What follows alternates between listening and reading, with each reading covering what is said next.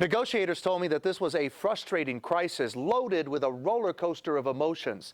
They were dealing with an irrational gunman whose actions could not be predicted and who would eventually use an innocent child as his pawn.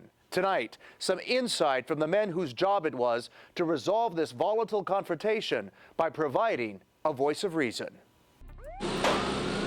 After 56 hours of erratic gunfire, my hopes is that this ends soon without any bloodshed. And a tense, frustrating guessing game, we're very concerned about the child's welfare. A SWAT officer emerges with an 18-month-old hostage cradled in his arms, safe and unharmed.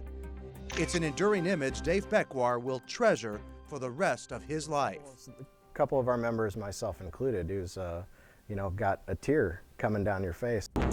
Beckwar was one of 3 negotiators who tried to convince Anthony Alvarez to release his cousin's nephew Michael and to give himself up. Unfortunately, the 26-year-old had no intention of leaving this now bullet-riddled apartment. He was shot dead as SWAT stormed in to rescue that little boy. Ultimately, that wasn't exactly what we wanted, but I don't think in this situation we could have had a better resolution because of Anthony's plan. Alvarez was wanted for a series of Bay Area bank robberies and attempted murder of a Concord police officer. He barricaded himself inside his cousin's Ardenway apartment. It's just craziness. Emotions were running high. Horrifying.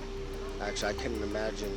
And the last thing Alvarez wanted to do right now was talk to police. He's thinking, as I said, am I going back to prison? And I don't want to get taken back to prison, so he's closing doors, closing blinds, running around fast and furious, and it's not a lot of logical thought, it's just thinking on the fly. Then, all of a sudden, an unexpected exchange of gunfire, followed by silence.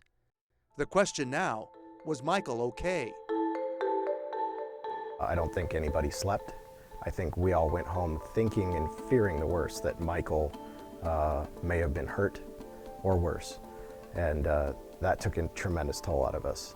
I know I went home and I pretty much stared at the ceiling, and I was really defeated. The next morning, good news. Michael wasn't hurt, and Alvarez, though paranoid, was much calmer. Beckwar spoke with him on the phone for about an hour and thought he might be getting through to him. But just before they hung up, Alvarez made it very clear.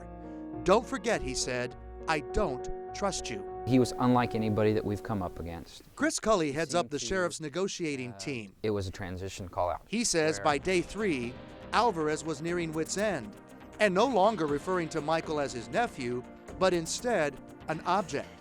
He also used Michael as a human shield, carrying him on his back as he went to the refrigerator and strategically moved around the apartment. He sees the value in Michael, and we're aware of it, he's aware of it, and that's what we have to troubleshoot. I mean, he's becoming more volatile and he's calling it for what it is. This is a hostage situation. This crisis was deteriorating quickly, and Alvarez was ready to snap. So the order was given, move in. When the bullets stopped flying, Alvarez was dead, and Michael had been saved. Seeing Michael come out of there and going from that first day where we thought we had lost Michael, and then Michael outside in the arms of Detective Mays, it was, I hadn't seen a more beautiful sight, and I couldn't remember how long. Chris Cully told me that sometimes, no matter what you do, even if you do everything by the book, you just can't overcome a suspect's mental or medical issues. Tomorrow night, these high-pressured communicators talk about some of their strategies in resolving these kinds of conflicts, and one in particular, I bet, will surprise you.